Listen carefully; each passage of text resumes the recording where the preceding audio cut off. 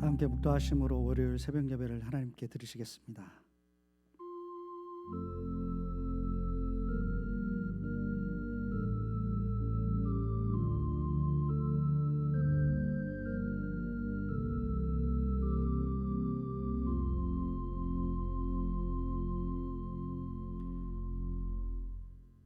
부활절 예배 후 첫 새벽 예배를 하나님 앞에 올려드립니다. 부활하셔서 저에게 소망을 주시고 천국에 대한 하나님 믿음을 주셔서 감사합니다. 그 소망 가지고 낙심하지 말게 하시고 주님 앞에 믿음을 다하여 주님을 기쁘시게 하는 삶을 살 수 있도록 우리 한 사람 한 사람 붙들어 주시옵소서. 어지러운 세상 가운데 오늘도 새날을 허락하여 주시니 감사합니다. 무기력하게 지내지 않게 하시고 주님과 동행하며 오늘 하루도 복된 하루 될 수 있도록 주여 인도하여 주시옵소서. 오늘 첫 이른 예배를 하나님 앞에 올려드립니다. 시종을 주님 앞에 의탁드립니다. 하나님 예배를 주관하여 주시고 홀로 영광 받아 주시옵소서. 예수님의 이름으로 기도합니다. 아멘. 다 같이 찬송가 336장 부르시겠습니다.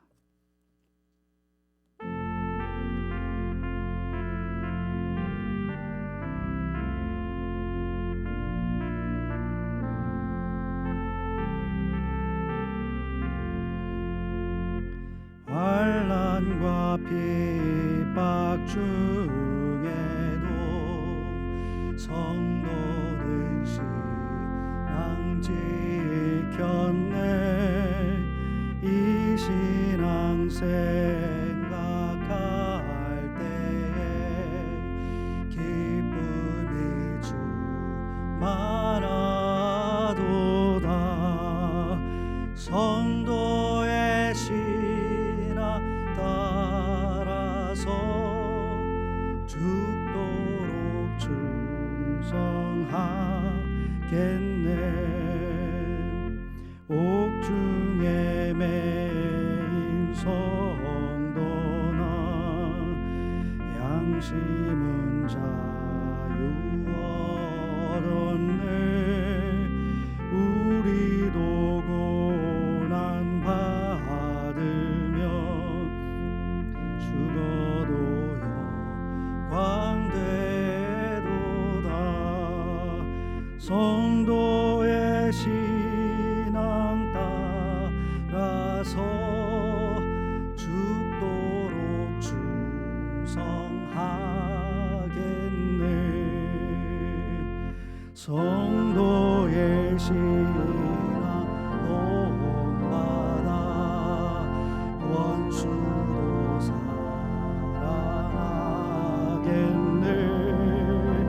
인자로로 행실로 이 신앙 전파하리라. 성도의 신앙 따라서 죽도록 충성하겠네.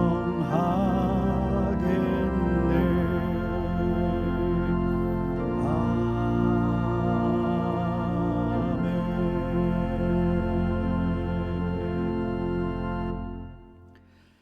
오늘 하나님의 말씀은 에스겔서 33장 1절로 20절의 말씀입니다.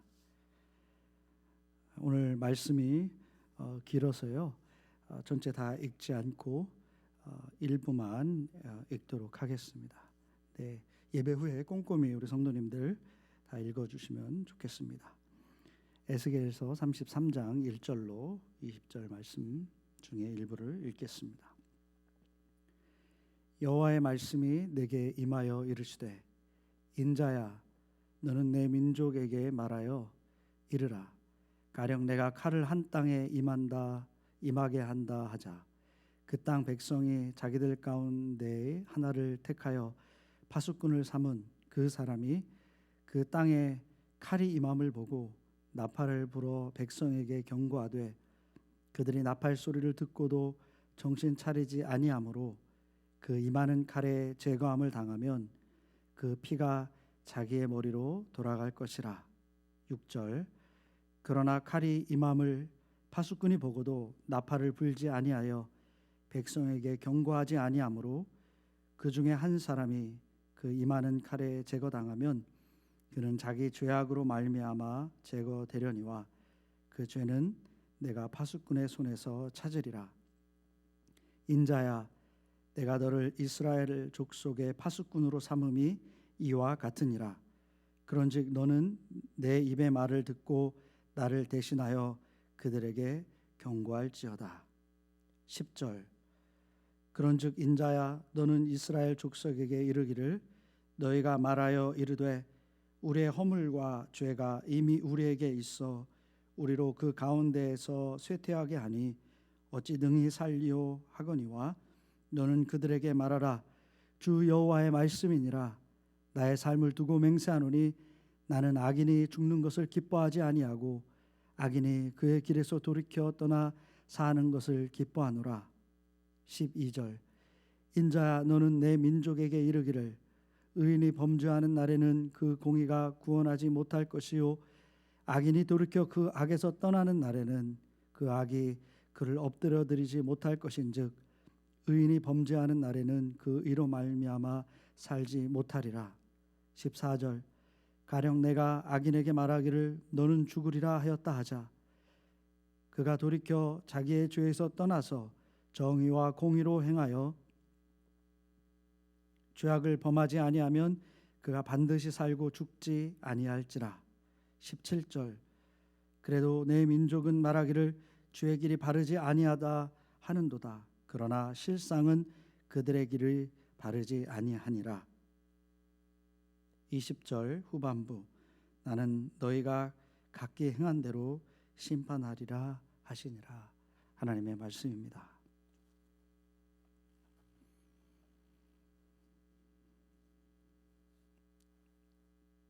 사랑하는 성도 여러분, 이렇게 온라인으로나마 화면으로나마 만나고 함께 예배를 드릴 수 있어서 하나님께 감사를 드립니다. 오늘 우리는 에스겔서 33장의 말씀을 살펴보았습니다. 오늘 우리가 살펴본 33장 에스겔서 33장의 말씀은 에스겔서의 그 마지막 부분의 시작으로 보면 되겠습니다. 우리가 다시 에스겔서를 보기 시작하기 때문에 잠시 에스겔서의 구조에 대해서 설명해드리고 오늘 말씀을 보겠습니다. 에스겔서의 전반부는 1장부터 24장까지의 말씀입니다. 거기에서 하나님께서는 에스겔을 선택하셔서 바벨론으로부터 멸망당하기 전에 우리 유다가 회개하고 주님 앞에 돌이키도록 심판의 말씀을 하고 있습니다.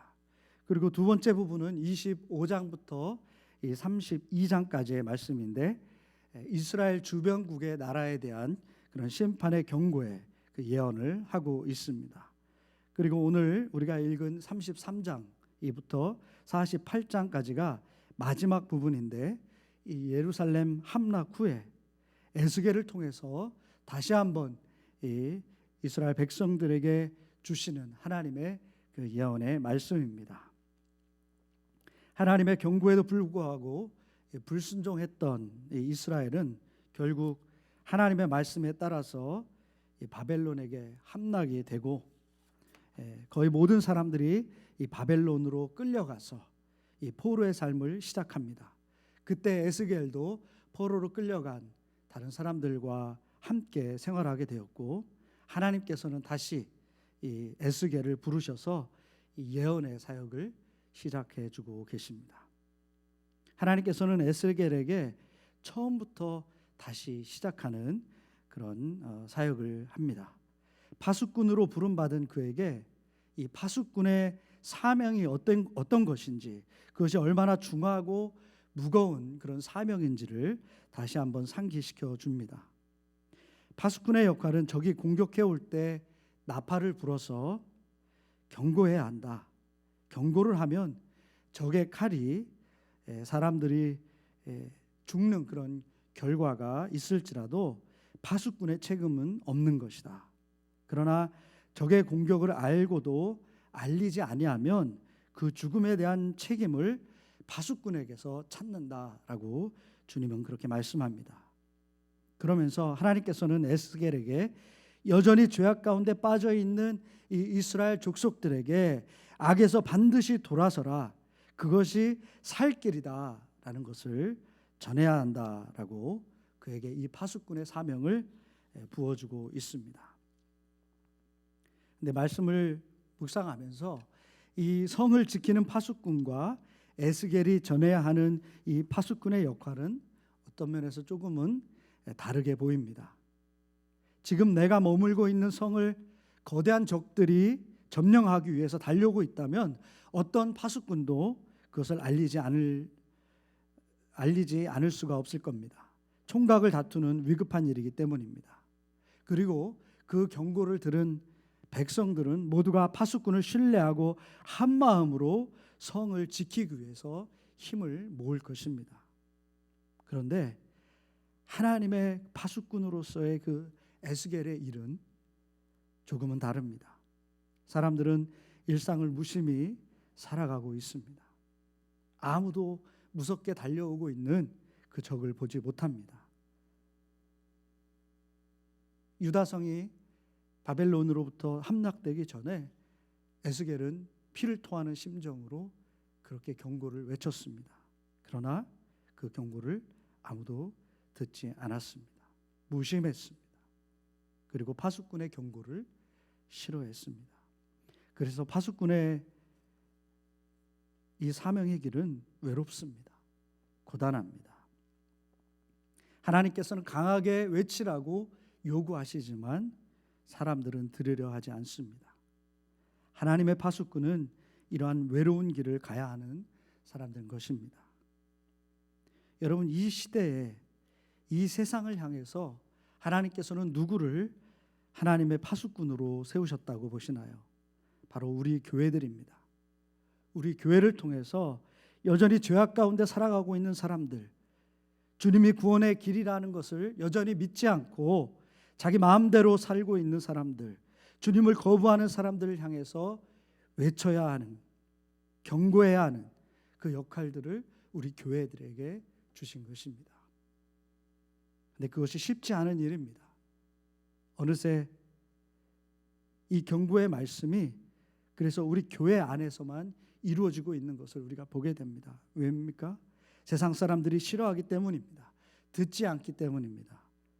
그래서 불편한 일이기 때문입니다. 그런데 구약을 통틀어서 또 예수님부터 사도 바울에 이르기까지 하나님은 믿음의 사람들을 통해서 이 불편한 외침의 사역을 이루어 가셨다는 것을 우리는 보게 됩니다. 예수님께서도 하나님의 나라를 선포하시며 종교 지도자들로부터 미움을 받으셨습니다. 사도 바울도 예수 그리스도, 부활하신 예수 그리스도, 그분이 길과 진리와 생명이 되신다라는 그 복음을 전하는 그 사명을 감당하다가 가는 곳마다 그는 숱한 고난을 당해야 했던 것입니다. 우리 주님께서 제자들을 파송하시면서 그들이 이 복음 때문에 고난을 당하게 된다라고 그렇게 말씀하셨습니다.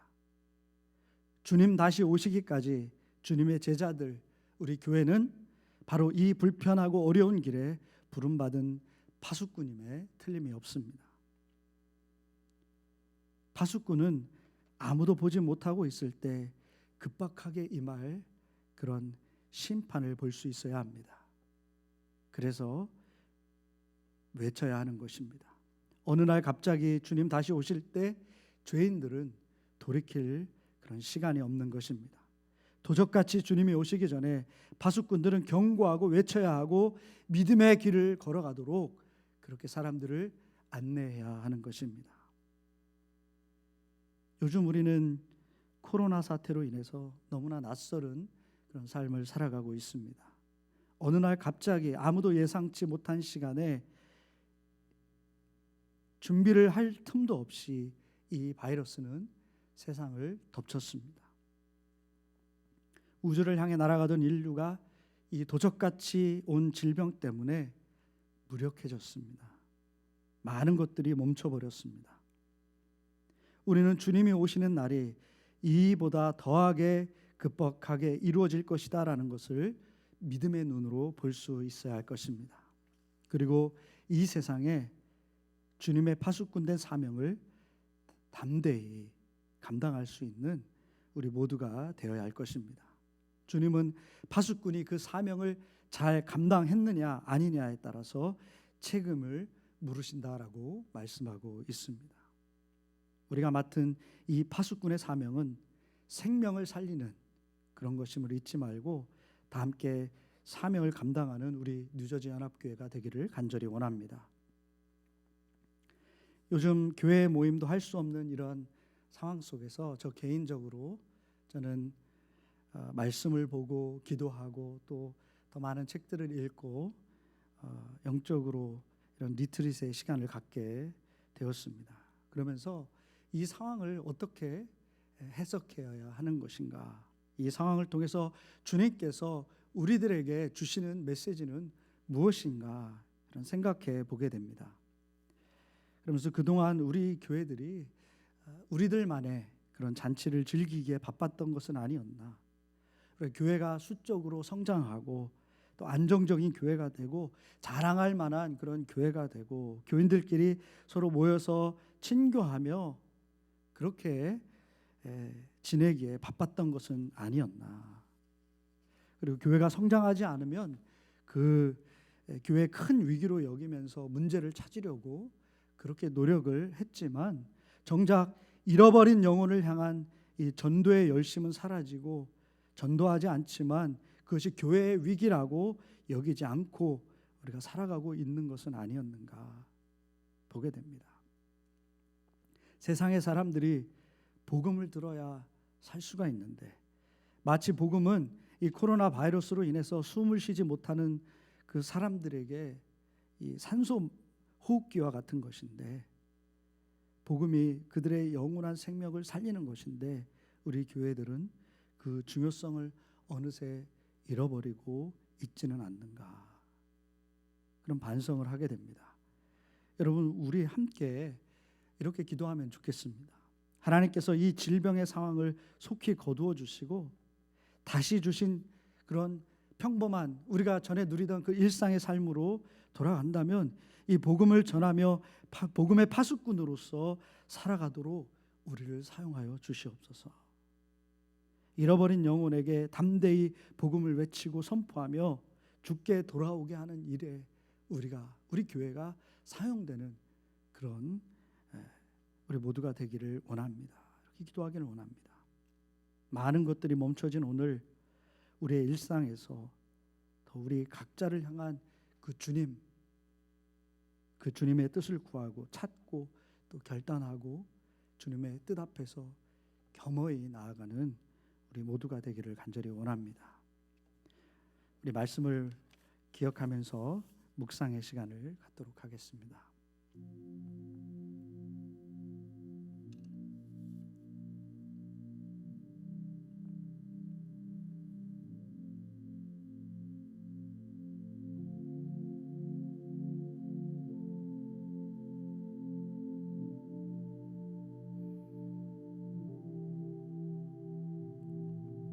하나님, 에스겔에게 주신 그 사명의 메시지를 바라보면서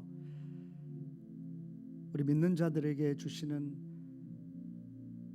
복음의 파수꾼으로서의 그 사명이 얼마나 중하고 귀중하고 또 무거운 것인지 하나님 깨달아 알게 됩니다. 하나님, 우리의 영혼이 구원받은 것에 만족하는 것에서 넘어서 잃어버린 영혼을 향한 그런 하나님 복음의 외침이 우리 가운데 있기를 원합니다. 주님, 결국은 주님 앞에 서서 심판하실 날 주님 앞에 이렇게 충성스럽게 복음의 사역을 감당했노라 자랑할 수 있는 우리의 삶이 될 수 있도록 인도해 주시옵소서. 이제는 우리 주 예수 그리스도의 은혜와 하늘 아버지의 놀라우신 사랑과 성령의 감화 감동 역사 충만하심이 오늘도 주님께서 허락하신 삶의 현장에서 주님의 뜻을 이루기로 결단하고 나아가는 우리 성도님들 머리 위에 이제부터 영원토록 함께하여 주시기를 간절히 축원하옵나이다.